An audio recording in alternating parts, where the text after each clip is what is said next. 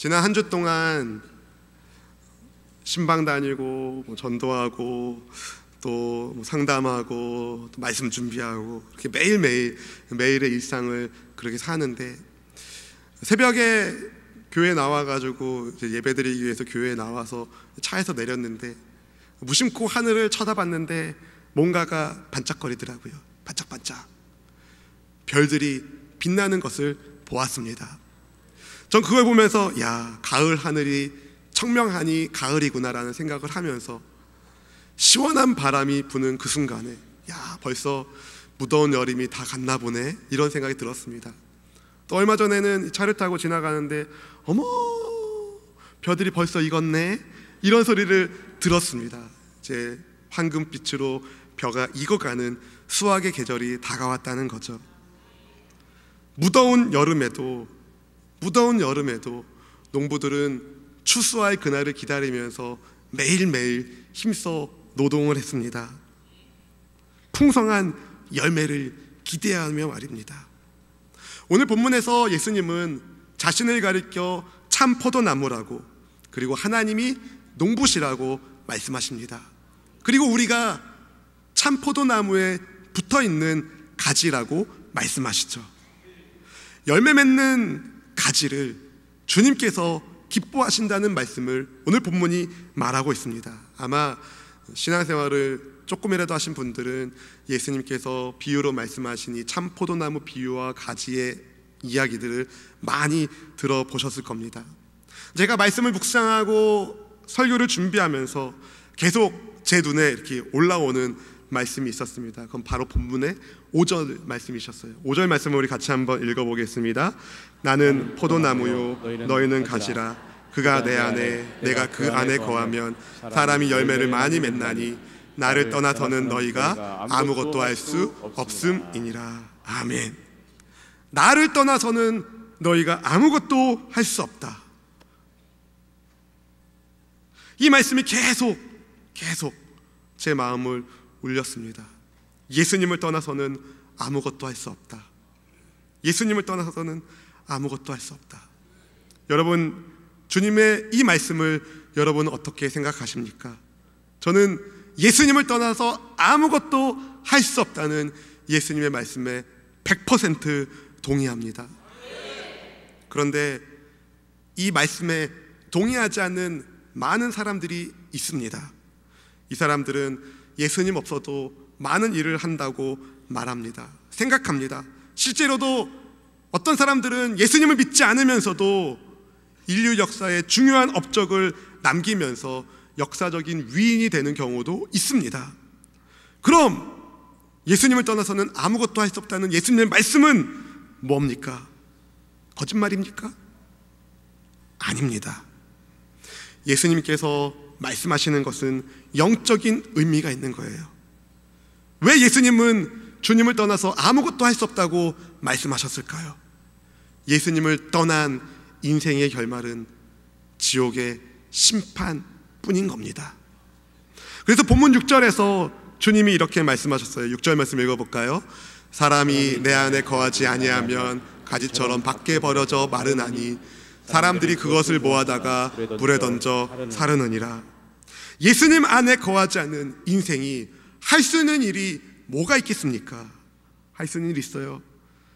먹고 마시고 사고 팔고 장가들고 시집가고 집을 짓고 여러 가지 일들을 합니다.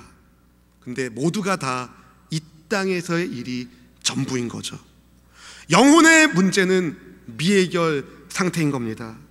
왜냐하면 우리 스스로는 스스로를 구원할 수 없기 때문인 거죠. 따라서 예수님을 떠난 인생이 어떤 것인지 예수님께서 누가복음 17장 27절부터 29절 말씀에서 이렇게 말씀하셨어요. 같이 한번 읽어보겠습니다. 노아가 방주에 들어가던 날까지 사람들이 먹고 마시고 장가들고 시집가더니 홍수가 나서 그들을 다 멸망시켰으며 또 롯의 때와 같으리니 사람들이 먹고 마시고 사고 팔고 심고 집을 짓더니 롯이 소돔에서 나가던 날에 하늘로부터 불과 유황이 비오듯 하여 그들을 멸망시켰느니라. 아멘. 사랑하는 성도 여러분, 방송으로 예배하시는 성도 여러분, 예수님을 떠난 인생의 종착점은 멸망뿐입니다. 그러나 예수님 안의 인생은 완전히 달라요. 주님 안에서의 풍성한 영생의 삶이 보장되어 있다는 거죠. 예수님을 떠나서는 아무것도 할 수 없지만 예수님 안에서는 무엇이든 할 수 있습니다. 내게 능력 주시는 자 안에서 어떻게 합니까? 내가 모든 것을 할 수 있느니라.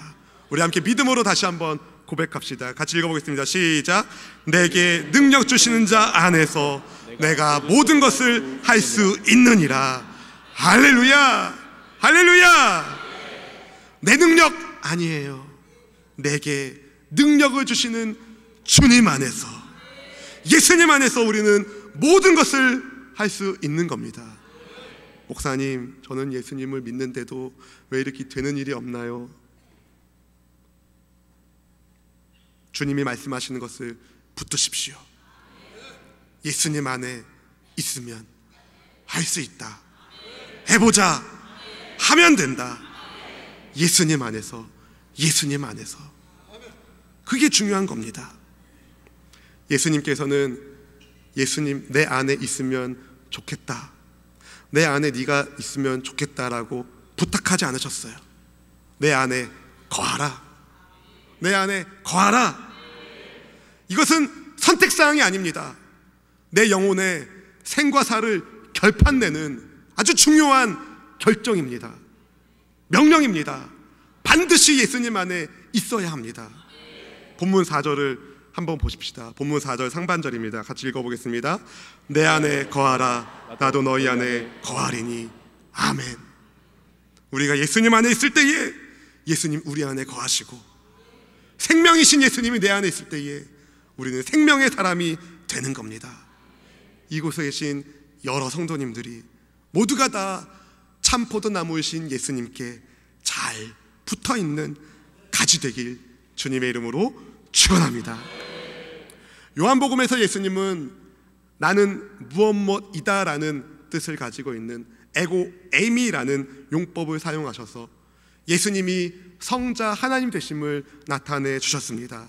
그동안 요한복음에서 우리는 나는 생명의 떡이다, 나는 세상의 빛이다, 나는 양의 문이다, 나는 선한 목자다, 나는 부활이요 생명이다, 나는 길이요 진리요 생명이다 라고 주님이 말씀하신 것을 들어왔습니다.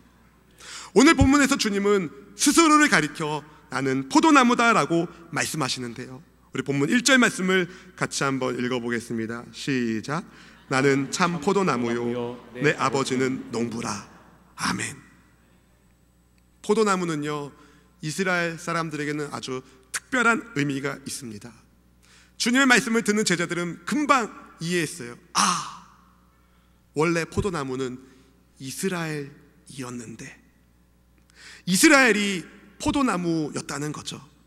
시편 80편 8절은 이렇게 말하고 있습니다. 한번 읽어볼까요? 주께서 한 포도나무를 애굽에서 가져다가 민족들을 쫓아내시고 그것을 심으셨나이다. 아멘. 애굽, 이집트의 노예로 있었던 이 포도나무를 주께서 젖과 꿀이 흐르는 가나안 땅에 옮겨 심으신 겁니다. 포도나무가 왜 있어야 합니까? 농부는 왜 포도나무를 심을까요? 잘 이쁘게 키워가지고 관상용으로 쓰려고요? 아니면 그 나무를 우람하게 키워가지고 그 나무 제목을 이용해서 멋진 가구나 악기나 이런 것들을 만들려고요? 포도나무 자체로는요, 조경수로도 어울리지도 않고 나무 재료로도 어울리지 않습니다. 포도나무 자체로는 매력이 없어요. 그러나 열매는 다릅니다. 포도 열매 때문에 포도나무를 심는 거예요. 팔레스타인 지역에서 포도 열매는요, 두루두루 쓰이는 열매였어요. 마치 우리나라의 김치 같은 겁니다. 그냥 먹어도 좋고, 혹은 발효시켜서 음료를 만들어 마셔도 좋고, 빵에 초에 담아가지고 포도 식초를 만들어가지고 뻑뻑한 빵을 찍어 먹기도 하고, 이렇게 다양하게 포도 열매가 쓰였는데요. 근데 하나님께서 좋은 포도 열매를 기대하고 심으셨는데, 극상품의 포도나무를 심으셨는데, 그 나무에서 열매가, 제대로 된 열매가 안 맺힌 겁니다. 그게 바로 실패한 포도나무 이스라엘이었다는 거예요. 이사야 5장 2절 말씀은 이렇게 말합니다. 같이 읽어보겠습니다. 땅을 파서 돌을 제하고 극산품 포도나무를 심었도다. 그 중에 망대를 세웠고 또 그 안에 술투를 팠도다. 좋은 포도 맺기를 바랐더니 들포도를 맺었도다. 좋은 포도를 기대했는데 들포도가 나왔다는 거예요. 먹을 수 없는 들포도가 나왔다는 겁니다. 예레미야 2장 21절은 이렇게 말합니다. 내가 너를 순전한 참 종자 곧 귀한 포도나무로 심었거늘 네게 대하여 이방 포도나무의 악한 가지가 되면 어찌 됨이냐. 귀한 포도나무를 심으셨는데, 귀한 포도나무 이스라엘, 정말 극상품의 포도나무 이스라엘을 주님은 심으셨는데 이방 포도나무의 악한 가지가 되어서 먹을 수 없는 들포도를 냈다는 겁니다. 주님의 뜻에 순종하는, 주의 말씀에 순종하는 복의 근원으로서 이스라엘이 부름받았는데 그들이 하나님의 뜻을 거역했다는 거죠. 배반했다는 거죠. 하나님을 사랑하고 주의 말씀에 순종하면서 하나님께 영광을 돌려야 할 이스라엘이 도리어 우상을 숭배하고 말씀에는 불순종했다는 겁니다. 그렇게 이스라엘은 실패한 나무가 된 거예요. 그러나 이스라엘은 실패했지만 하나님은 실패하지 않으십니다. 주님은 실패했던 이스라엘을 대신하여 결코 실패할 수 없는 성자 하나님, 참 포도나무이신 예수님을 이 땅에 보내주신 거예요. 사랑하는 성도 여러분, 예수님은요 참 포도나무이십니다. 그분은 여러 참 포도나무 중에 한 그루가 아니라 그분만이 참 포도나무인 거예요.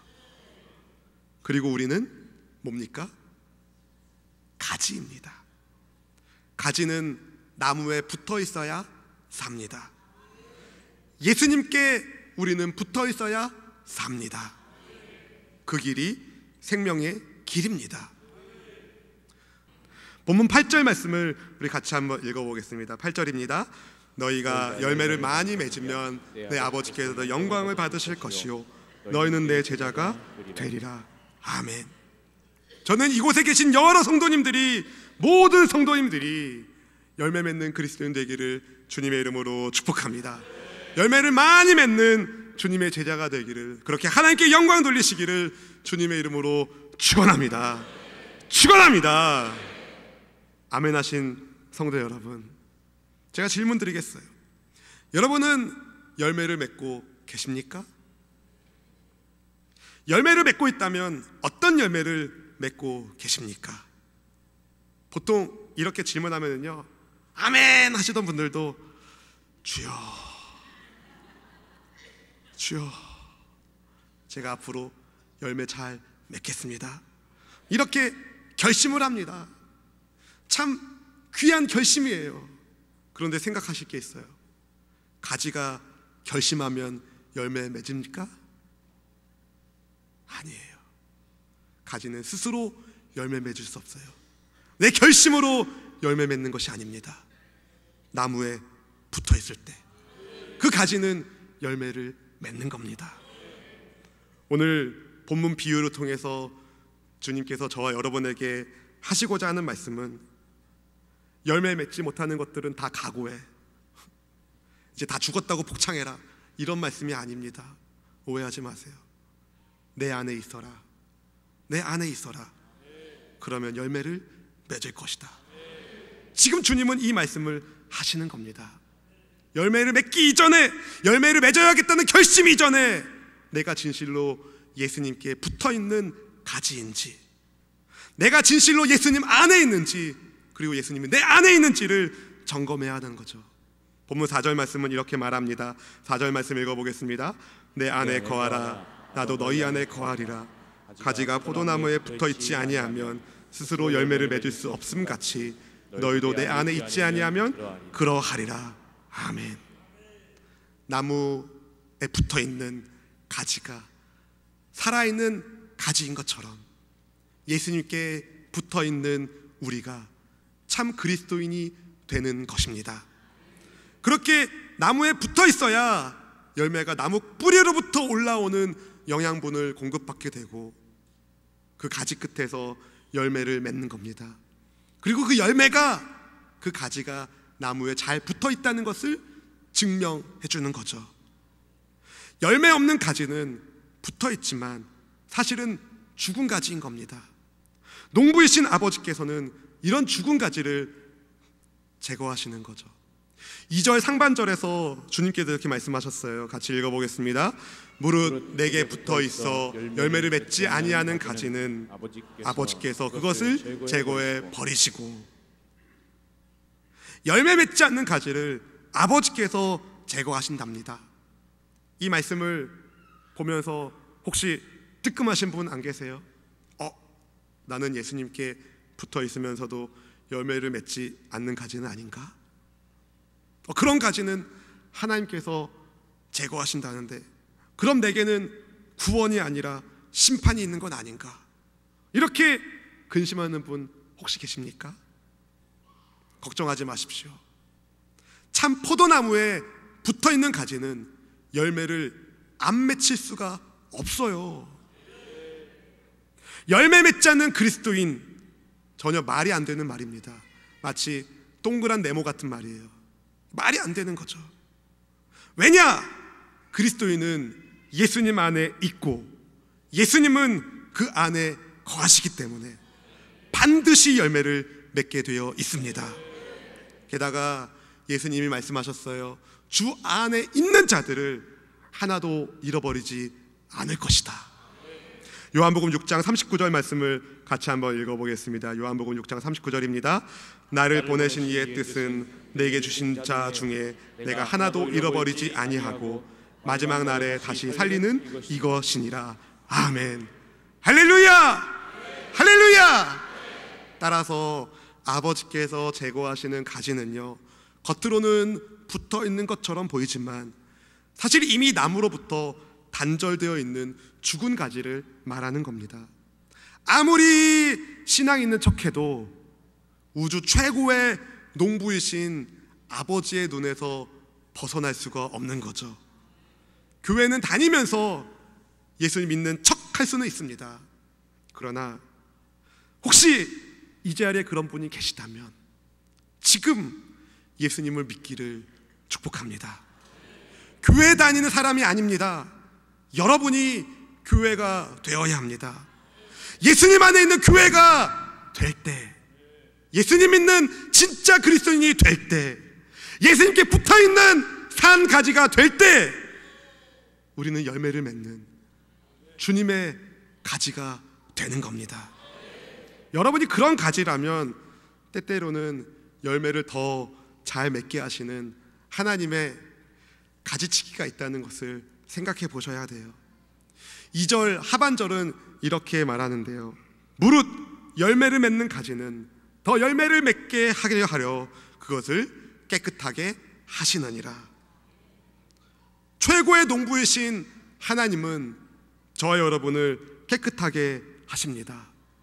그분의 가지치기는요, 실수로 자르는 법이 없어요. 우리는 화초를 키우다가도 실수로 뭔가 잘못 자를 수 있지만 하나님의 가지치기는 완벽합니다. 잘라내야 할 것을 잘라내시는 거죠. 우리가 가지고 있는 더러운 죄의 욕망들, 불순종의 습관들을 주님이 잘라내신다는 겁니다. 하나님, 주님이 사랑이시라면서 왜 내게 이런 고난이 있나요? 왜 제게 이런 아픔이 있나요? 원망하지 마십시오. 여러분을 깨끗하게 하시는 주님의 손길이 있다는 것을 기억하십시오. 시편 119편 67절에서 시인이 이렇게 고백했습니다. 고난 당하기 전에는 내가 그릇 행하였더니 이제는 주의 말씀을 지키나이다. 예수님 안에 있는 것, 예수님이 우리 안에 있는 것, 다른 말로 말하면 말씀이 내 안에 있는 것, 말씀 안에 내가 있다는 것을 말합니다. 주의 말씀을 지키도록, 말씀 안에 거하도록, 그렇게 열매를 더 많이 맺도록 하나님 아버지께서 가지치기를 하시는 겁니다. 혹시 하나님의 가지치기를 경험하고 있는 분이 계시다면 주님 앞에 기도하십시오. 그리고 도리어 감사하십시오. 주께서 아름다운 열매를 여러분을 통해 맺어주실 겁니다. 농부이신 아버지께서 참 포도나무 가지인 저와 여러분에게 기대하는 열매가 무엇일까요? 배나무에는 뭐가 열립니까? 사과요? 네. 배나무에는 배가 열립니다.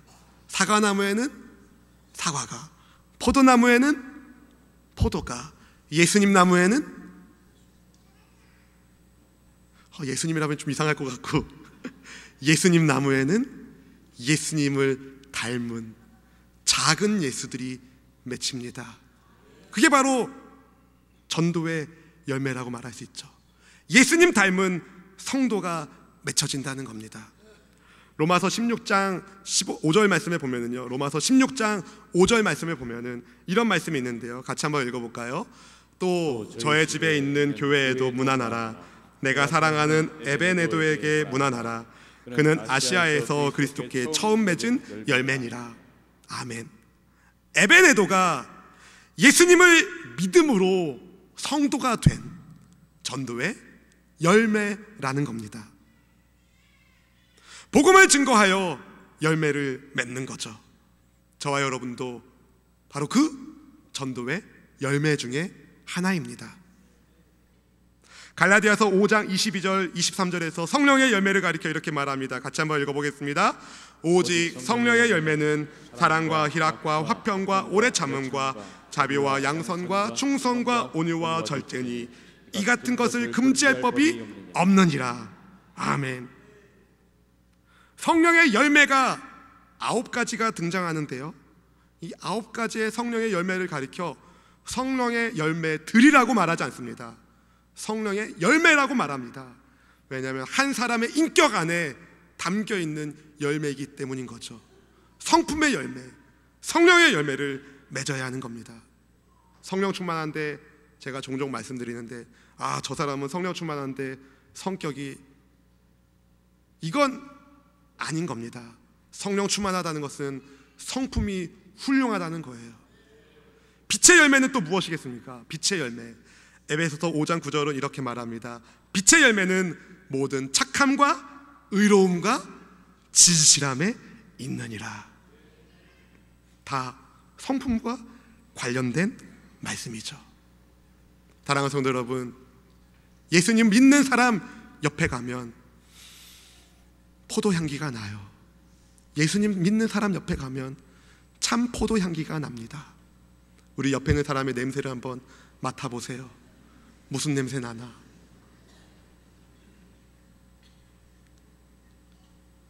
여러분이 풍기는 그리스도의 향기가 아직까지 주님을 알지 못하는 자들에게 전달되고, 믿지 않는 죽은 나뭇가지 같은 그들이 주께로 돌아오는 그런 은혜가 있기를 주님의 이름으로 축원합니다. 오늘날 교회를 대적하는 많은 무리들이 있지만 어쩔 수 없어요. 세상은 교회를 미워하는 것이 당연합니다. 어쩔 수 없어요. 성경이 그것을 말하고 있습니다. 그러나 여러분 생각해 보셔야 됩니다. 내가 맺어야 할 열매를 맺지 못해서 욕먹는 건 아닌지, 예수님을 닮은 성품의 열매를 맺고 있는 것은 당연하게 맺어야 할 그것인데, 예수님을 닮은 성품이 아니라 내 성격 그대로 나오는 건 아닌지 여러분 돌아보셔야 합니다. 바라기는 예수님께 꼭 붙어있는, 예수님을 꼭 닮은 아름다운 열매를 많이 맺는 믿음의 참된 가지들이 다 되기를 주님의 이름으로 축원합니다. 사실 우리는 다 죽은 나무 가지였어요. 우리는 다 밟혀서 말라서 지옥에 불쏘시게 될 죽은 나무 가지였습니다. 이 죽은 나뭇가지 같은 우리를 산나무까지 되게 하시려고 포도나무이신 예수님이, 참 포도나무이신 예수님이 생명을 주신 거예요.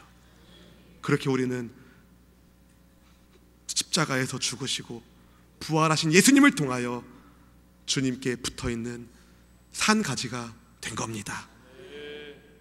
산가지가 되었다면 이제 우리는 열매를 맺을 준비를 해야 합니다. 농부는 한 번 가지치기 한 다음에 다시는 돌아보지 않는 농부는 없습니다. 매일매일 가지에게 다가가서 매일매일 그 가지를 돌봐주죠.